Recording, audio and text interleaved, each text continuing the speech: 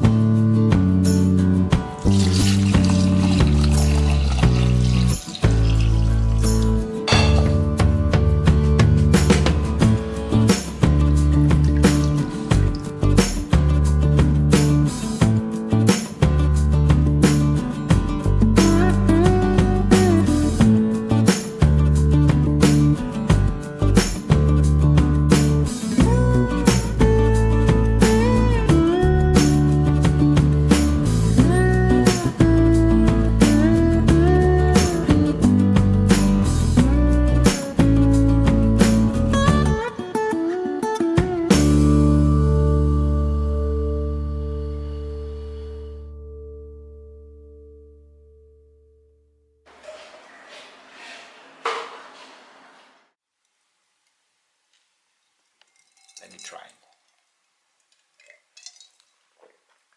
Wow, lovely.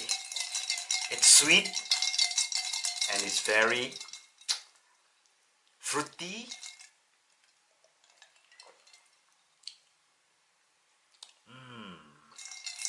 Perfect.